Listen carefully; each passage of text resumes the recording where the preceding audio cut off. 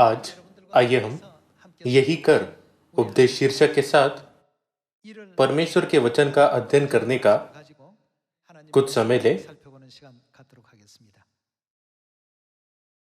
एक युवक जो परमेश्वर पर विश्वास करता है, एक अन्य युवक के साथ जो विश्वास नहीं करता यात्रा पर गया।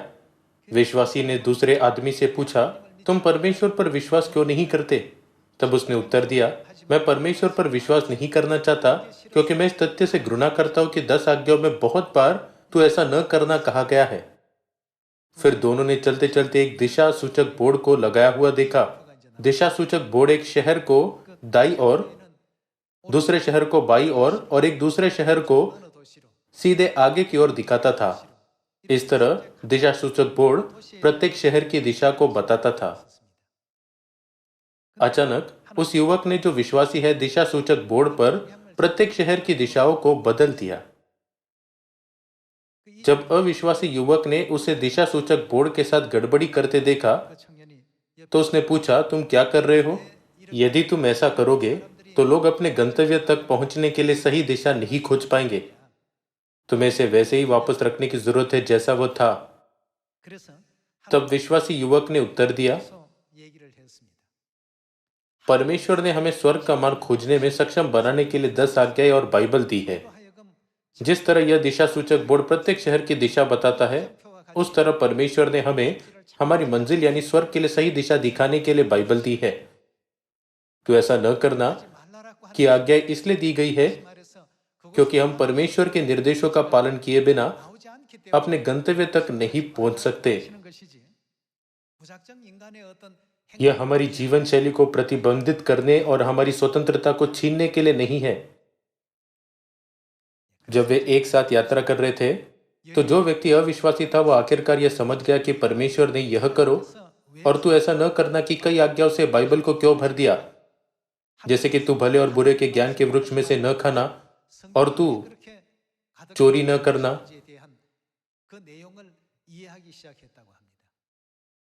जब हम बाइबल की 66 पुस्तकों में लिखी सभी आज्ञाओं को देखते हैं तो हम इन दो युवकों की तरह हैं, कुछ विश्वास करते हैं और कुछ नहीं करते। परमेश्वर आत्मिक दुनिया और स्वर्ग के मार्ग के बारे में सबसे अच्छी तरह से जानते हैं।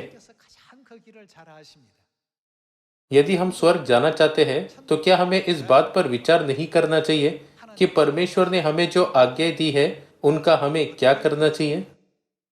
हमें उनका ठीक वैसे ही पालन करना चाहिए जैसे वे हैं। क्या होगा यदि हम सोचते हैं, यदि मैं केवल इस एक बात की अवज्ञा करता हूं तो क्या मैं वास्तव में स्वर्ग में नहीं जाऊंगा? यही वह क्षण है जब स्वर्ग हमसे दूर हो जाता है। परमेश्वर हमें इस कारण से कुछ चीजों को करने के लिए कहते हैं क्योंकि यह हमें स्वर्ग तक ले जाने का मार्ग है। क्योंकि परमेश्वर सभी साधनों को जानते हैं जिसका शैतान स्वर्ग के मार्ग को बदलने और नष्ट करने के लिए उपयोग करता है, इसलिए परमेश्वर हमें आज्ञा देते हैं, यही करो, परंतु वह न करो। हमें यह नहीं भूलना चाहिए कि इसी कारण से बाइबल की 66 पुस्तकों में परमेश्वर की आज्ञाएं लिखी गई है।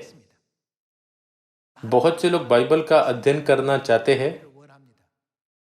बाइबल का अध्ययन करना बहुत अच्छा है। हालांकि यदि बाइबल का अध्ययन करने का उद्देश्य केवल अपना ज्ञान बढ़ाना है तो यह गलत है।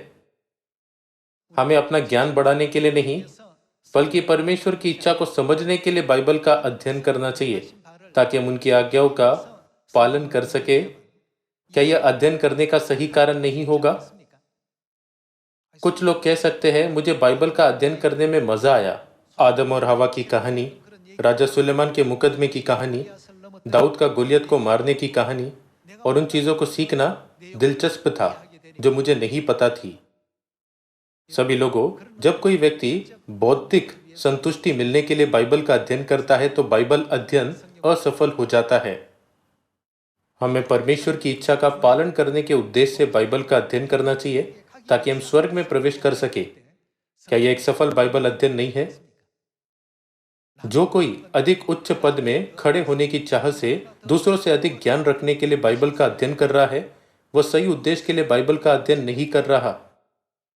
हमें सोचना चाहिए, मैं परमेश्वर की इच्छा को और अधिक सही ढंग से कैसे कार्य में ला सकता हूं? अपने विश्वास के जीवन में हमें परमेश्वर की सभी आज्ञाओं को मानने के उद्देश्य से परमेश्वर की इच्छा के बारे में अधिक जानने के लिए बाइबल का अध्ययन करना चाहिए ताकि हम स्वर्ग की ओर सही दिशा में चल सके। आइए हम लूका अध्याय 10 आयत 25 एक साथ पढ़े।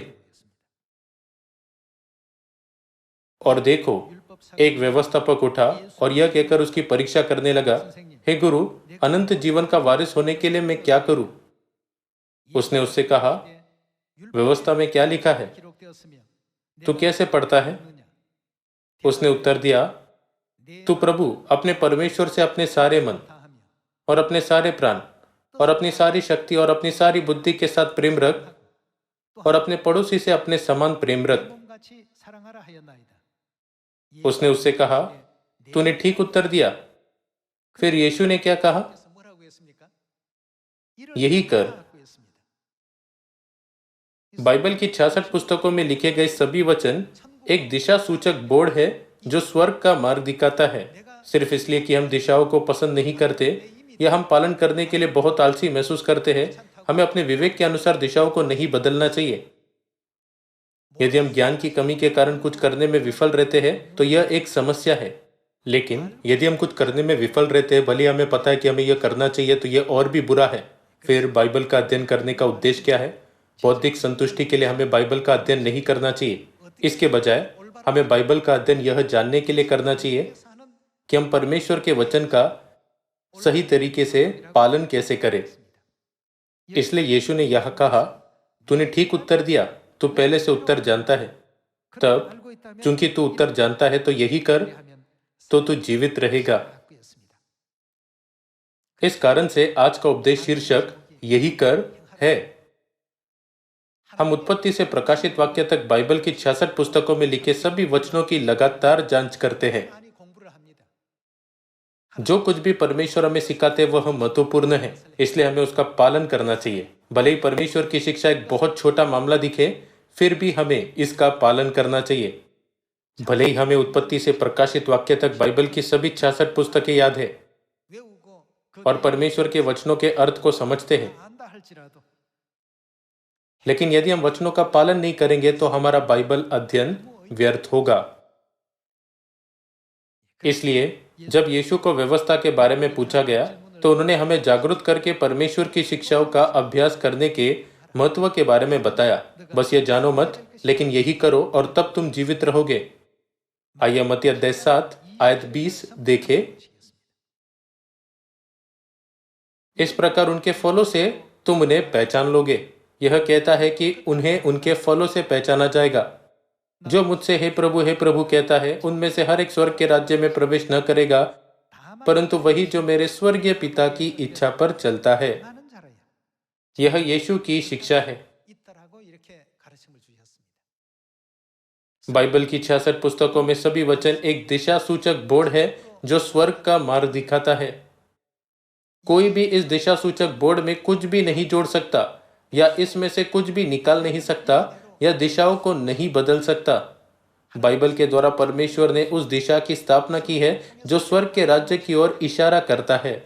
इसलिए हमें इस दिशा का पालन करना चाहिए और परमेश्वर की सभी आज्ञाओं का पालन करना चाहिए। आइए हम आयत 22 के साथ जारी रखें। उस दिन बहुत से लोग मुझसे कहेंगे, हे प्रभु, क्या हमने तेरे नाम से भविष्यवाणी नहीं की और तेरे नाम से दुष्ट आत्माओं को नहीं निकाला और तेरे नाम से बहुत से आश्चर्यकर्म नहीं किए? तब मैं उनसे खुलकर कह दूंगा, मैंने तुमको कभी नहीं जाना। हे कुकर्म करने वालों, मेरे पास से चले जाओ। परमेश्वर ने कहा, हे व्यवस्था का उल्लंघन करने वालों, मेरे पास से चले जाओ। इसका मतलब है मैं तुम्हें बर्दाश्त नहीं करूंगा। वे किस प्रकार के लोग हैं? वे वह लोग हैं जिन्होंने यह सोचते हुए दिशा सूचक बोर्ड को बदल दिया है जैसे परमेश्वर ने लगाया था कि मैं इसे अपनी इच्छा अनुसार बदल सकता हूं, क्यों नहीं। वे कभी स्वर्ग में प्रवेश नहीं कर पाएंगे। यह जानने देने के लिए कि हम बदले गए दिशा सूचक बोर्ड का पालन करके स्वर्ग के राज्य में नहीं जा सकते,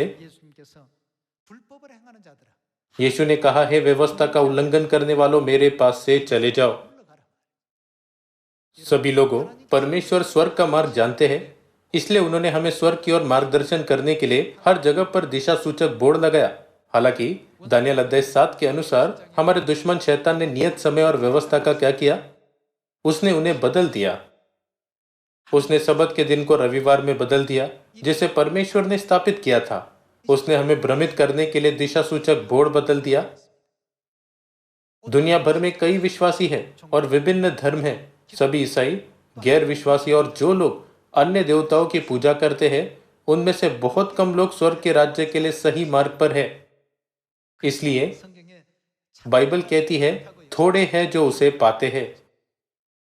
बहुत से लोग विनाश के मार्ग में चल रहे हैं। वे विनाश के मार्ग में क्यों चल रहे हैं? हमें स्वर्ग ले जाने के लिए परमेश्वर द्वारा मूल दिशा सूचक बोर्ड की स्थापना की गई थी, लेकिन शैतान ने मूल दिशा सूचक बोर्ड को बदल दिया और अब हर कोई शैतान द्वारा स्थापित मार्ग का पालन कर रहा है। क्या इसी कारण से परमेश्वर इस पृथ्वी पर दूसरी बार नहीं आए? वह दिशा सूचक बोर्ड को सही करने के लिए आए थे और हमारे लिए स्वर्ग का मार्ग बहाल किया। इसीलिए यीशु ने कहा, वही जो मेरे स्वर्गीय पिता की इच्छा पर चलता है स्वर्ग में प्रवेश कर सकता है। बहुत से लोग कहेंगे, हे प्रभु, हमने तेरे नाम से भविष्यवाणी की और तेरे नाम से दुष्ट आत्माओं को निकाला और तेरे नाम से बहुत से आश्चर्य कर्म किए। हालांकि यीशु ने कहा, मैंने तुमको कभी नहीं जाना। यदि तुमने मेरे द्वारा स्थापित दिशा सूचक बोर्ड का पालन किया होता तो तुम्हें सबत का दिन और फसह मनाना चाहिए था और तुम्हें नई वाचा के सत्य में होना चाहिए था, लेकिन तुम में से कोई भी नई वाचा नहीं मना रहा है, इसलिए तुम्हें एक अलग जगह पर जाना होगा। हे कुकर्म करने वालों, मेरे पास से चले जाओ। यह कहते हुए यीशु ने उन्हें अपने पास से दूर कर दिया। जब हम यह देखते हैं तो हम यह समझ सकते हैं कि परमेश्वर ने लगातार जोर देकर कहा, बाइबल की 66 पुस्तकों के वचनों में कभी भी कुछ न जोड़ना, न ही उसमें से कुछ निकालना। मेरे द्वारा स्थापित दिशा सूचक बोर्ड को किसी को नहीं बदलना चाहिए। आइए हम प्रकाशित वाक्य अध्याय 22 आयत 18 पढ़े। मैं हर एक को जो इस पुस्तक की भविष्यवाणी की बातें सुनता है गवाही देता हूं, यह इस पुस्तक का अर्थ बाइबल है। यदि कोई मनुष्य इन बातों में कुछ बढ़ाए तो परमेश्वर उन विपत्तियों को जो इस पुस्तक में लिखी है उस पर बढ़ाएगा। यदि कोई इस भविष्यवाणी की पुस्तक की बातों में से कुछ निकाल डाले तो परमेश्वर जीवन के वृक्ष और पवित्र नगर में से जिसका वर्णन इस पुस्तक में है उसका भाग निकाल देगा। जब परमेश्वर कहते हैं कि हमें उनके वचनों में कभी कुछ जोड़ना या घटाना नहीं चाहिए, तो इसका मतलब है कि हमें स्वर्ग की ओर के दिशा सूचक बोर्ड को नहीं बदलना चाहिए। इसका मतलब यह है कि हमें उस मार्ग के अलावा जिसे परमेश्वर ने स्वयं मानव जाति को स्वर्ग में ले जाने के लिए स्थापित किया था, किसी भी वैकल्पिक तरीके को कभी भी ग्रहण नहीं करना चाहिए। लेकिन 321 ईस्वी में एक बुत परस्त धर्म ने, जो रोम के सूर्य देवता की पूजा करता था, ईसाई धर्म में घुसपैठ की, चुपके से सबत नामक दिशा सूचक बोर्ड को फेंक दिया और रविवार नामक एक अलग दिशा सूचक बोर्ड स्थापित किया। 325 ईस्वी में इस बुत परस्त धर्म ने फसह नामक दिशा सूचक बोर्ड को भी फेंक दिया और क्रिसमस नामक एक दिशा सूचक बोर्ड स्थापित किया। मानव जाति अभी उस विकृत मार्ग पर चल रही है। एक मार्ग है जिसे परमेश्वर ने बनाया है और एक मार्ग है जिसे शैतान ने बनाया है। अब मानव जाति किस मार्ग पर चल रही है? विनाश की ओर जाने वाले फाटक के बारे में बाइबल क्या कहती है? वह चौड़ा है और बहुत से हैं जो उससे प्रवेश करते हैं। बाइबल में यह भी कहा गया है, क्योंकि सकेत है वह फाटक और कठिन है वह मार्ग जो जीवन को पहुंचाता है और थोड़े हैं जो उसे पाते हैं। सभी लोगों, इस दुनिया में बहुत से लोग हो सकते हैं जो उस सुसमाचार के मार्ग से सहमत नहीं है जिस पर अब हम चल रहे हैं। हालांकि हमें केवल परमेश्वर के वचन पर निर्भर रहते हुए अनंत स्वर्ग के राज्य में पहुंचने तक विश्वास के इस मार्ग पर चलना चाहिए, ताकि हमें कभी कोई पछतावा न हो। इसलिए यीशु ने प्रेरित यूहन्ना को दिए प्रकाशित वाक्य में कहा, इस पुस्तक में कभी कुछ न बढ़ाना, इस पुस्तक में से कभी कुछ न निकालना। मेरे द्वारा स्थापित किए गए मार्ग के अलावा कभी कोई दूसरा मार्ग न बनाना। क्या इस पुस्तक में कहीं भी हम रविवार नामक दिशा सूचक बोर्ड या क्रिसमस नामक दिशा सूचक बोर्ड या क्रूस की उपासना नामक दिशा सूचक बोर्ड पा सकते हैं? यीशु ने कहा, इस पुस्तक में कभी भी कुछ न बढ़ाना, या इस पुस्तक में से कुछ न निकालना। यह सामरिया में और पृथ्वी की छोर तक सुसमाचार की गवाही देने के मिशन में सबसे महत्वपूर्ण मामला है। हमें लोगों को सही तरीके से सुसमाचार समझाने में सक्षम होना चाहिए। बहुत से लोग सोचते हैं कि वे स्वर्ग की ओर सही मार्ग पर चल रहे हैं, इसलिए बाइबल में जो भी आज्ञाएं परमेश्वर हमें देते हैं, हमें उन सभी का पालन करना चाहिए। क्या यह अनंत स्वर्ग के राज्य का मार्ग नहीं है? हाँ, यह इस पृथ्वी पर भी आशीषित होने का मार्ग है। क्योंकि दुनिया के कई लोग यह नहीं समझते कि यह स्वर्ग की ओर एकमात्र मार्ग है, तो वे गलती से सोचते हैं वह मार्ग सही मार्ग होना चाहिए, क्योंकि बहुत से लोग उस मार्ग से चल रहे हैं। लेकिन यीशु ने कहा, सकेत है वह फाटक और कठिन है वह मार्ग जो जीवन को पहुंचाता है, और थोड़े हैं जो उसे पाते हैं। दुनिया भर के कुल लोगों की तुलना में परमेश्वर के लोगों की संख्या कम है। लेकिन स्वर्ग में प्रवेश करने के लिए हमें दिशा सूचक बोर्ड के अनुसार अंत तक उस मार्ग का पालन करना चाहिए जिसे परमेश्वर ने स्थापित किया है। हमें दिशा सूचक बोर्ड को अपनी इच्छा के अनुसार कभी भी बदलना नहीं चाहिए। यह इसलिए है क्योंकि यह परमेश्वर और हम मनुष्य के बीच का एक वादा है जो हमें स्वर्ग तक पहुंचने की अनुमति देता है। समझने में मदद करने के लिए मैं आपको एक उदाहरण देना चाहूंगा। आप में से कई लोग आज सबत के दिन आराधना करने के लिए यह कार चलाकर आए। यह कार चलाकर आते समय आपने रास्ते में ट्रैफिक सिग्नल देखा है ना? एक ट्रैफिक सिग्नल में 3 रंगों की लाइट होती है। जैसा कि आप जानते हैं, लाल, हरे और पीले रंग होते हैं। लाल रंग का क्या मतलब है?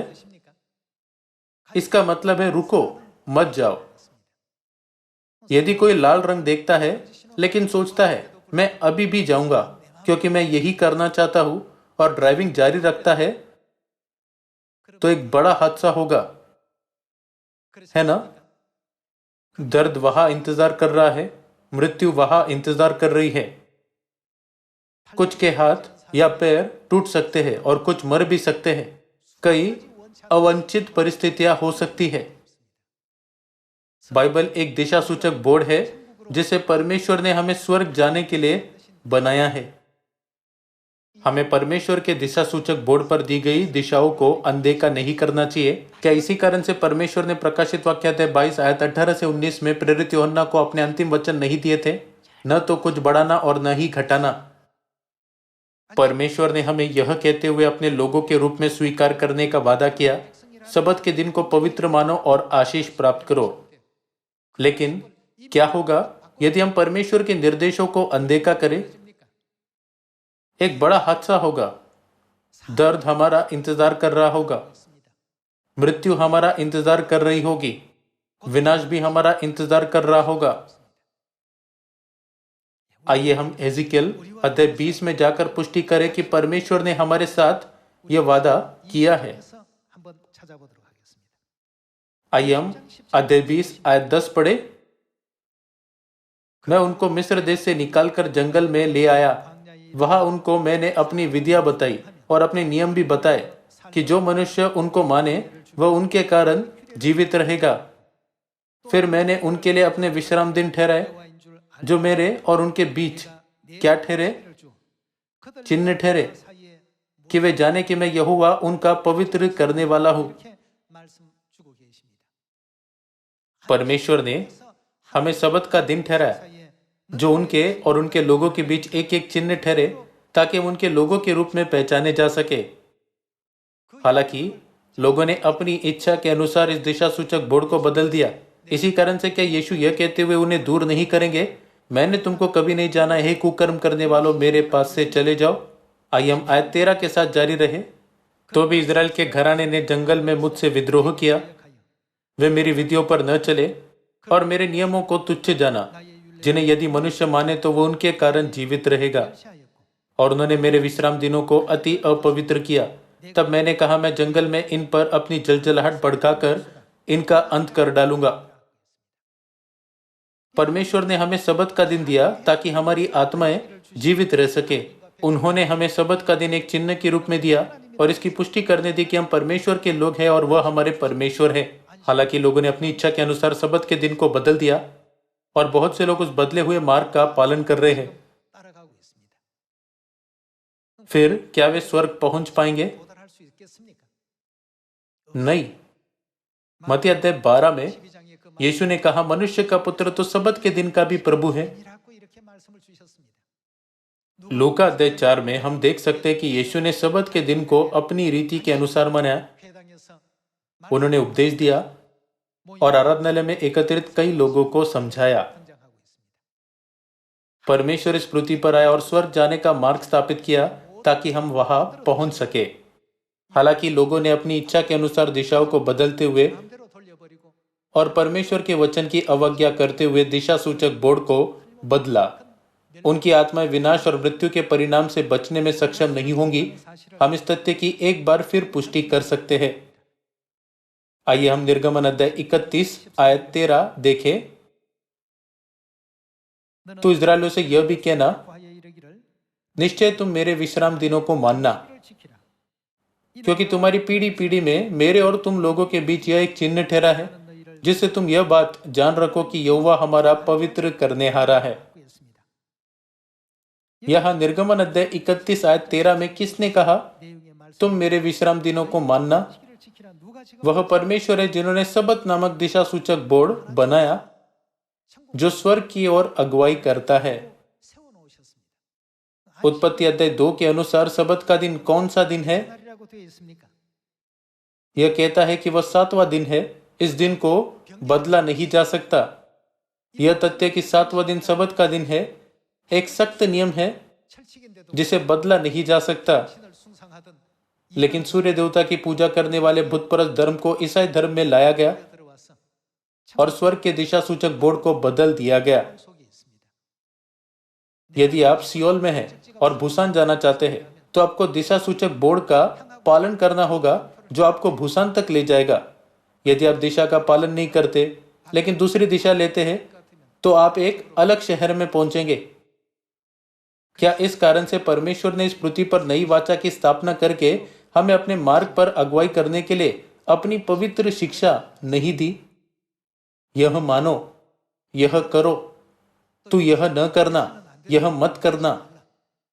जब परमेश्वर हमें एक निश्चित दिशा में नहीं जाने के लिए कहते, क्योंकि हम उस मार्ग से जाने पर स्वर्ग से दूर हो जाते हैं और वापस नहीं लौट सकते हैं, परमेश्वर हमारी स्वतंत्रता को प्रतिबंधित करने या हमें सीमित करने के लिए नहीं, लेकिन हमारे उद्धार के लिए अपनी दिशा का पालन करने के लिए कहते हैं।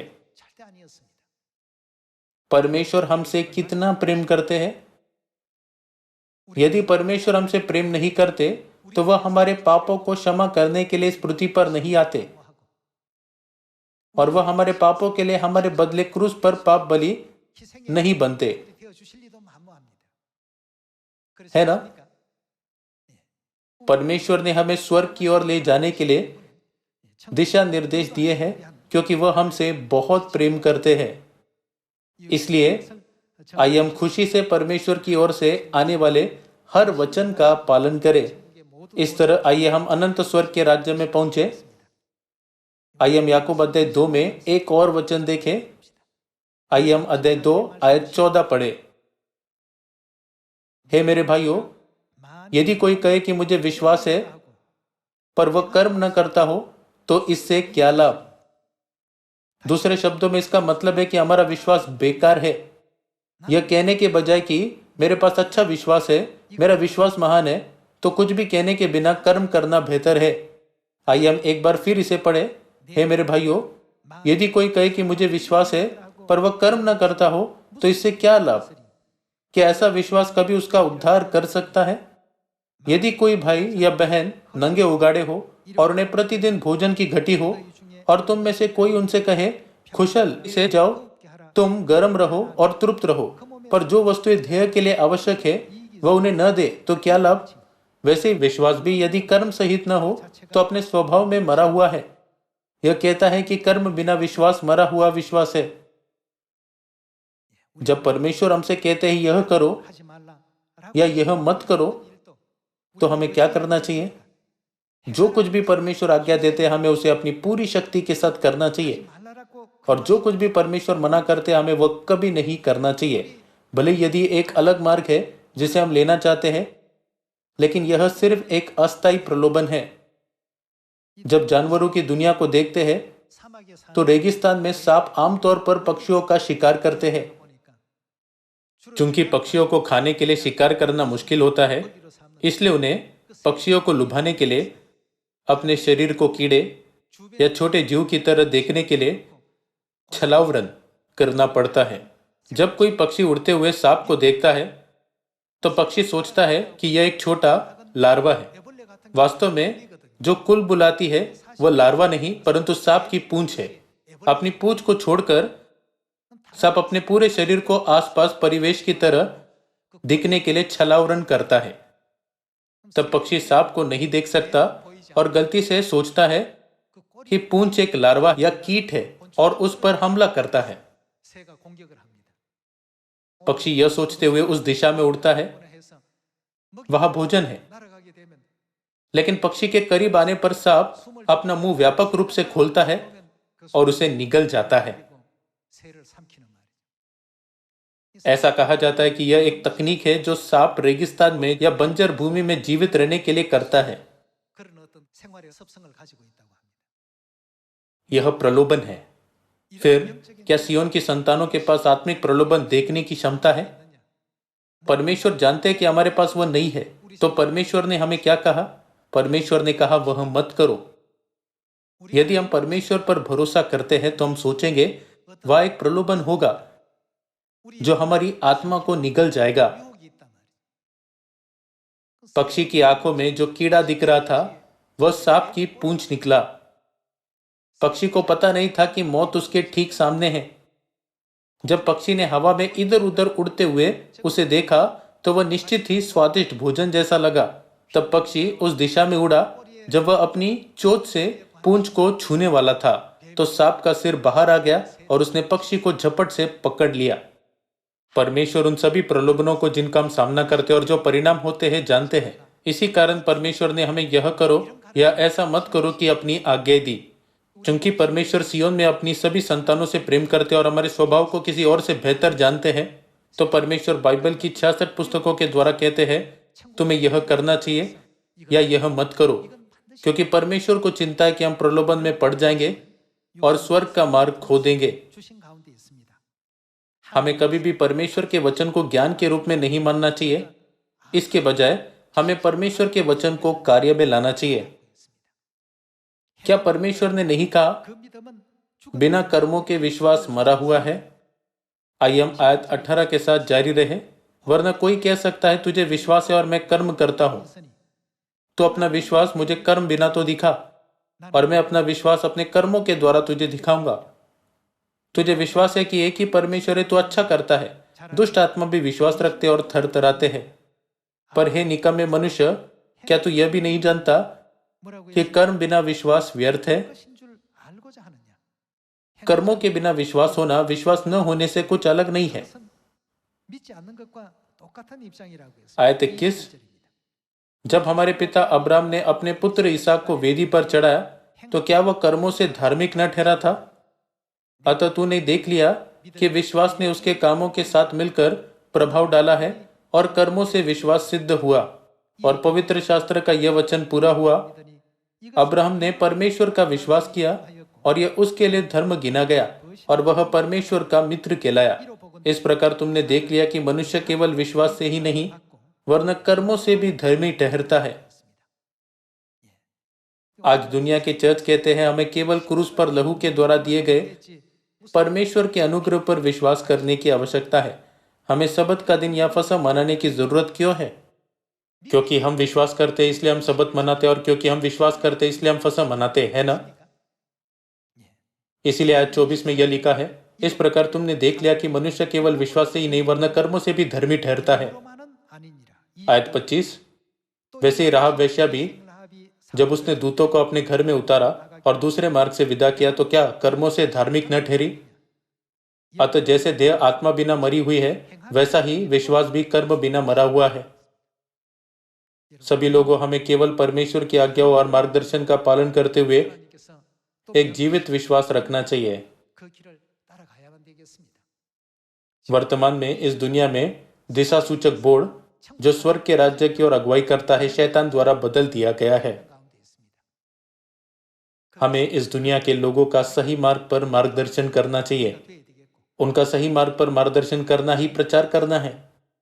आइए हम दुनिया भर में सभी लोगों को परमेश्वर की सही शिक्षा प्रदान करें। 바르게 또 전달해서 ऐसा करके आइए हम बहुत सी आत्माओं की अगुवाई उद्धार के मार्ग पर, अनंत जीवन के मार्ग पर करें। क्योंकि हमारा गंतव्य अनंत स्वर्ग का राज्य है, तो आइए हम स्वर्ग की ओर चले। 그 천국을 향해서 कृपया इस पृथ्वी पर हजारों लाखों जाल में न फंसे, लेकिन हमारे विश्वास के जीवन के शेष समय के लिए केवल परमेश्वर के मार्ग का पालन करें। इसके द्वारा मैं आज के उपदेश को समाप्त करना चाहता हूँ। आपका बहुत बहुत धन्यवाद।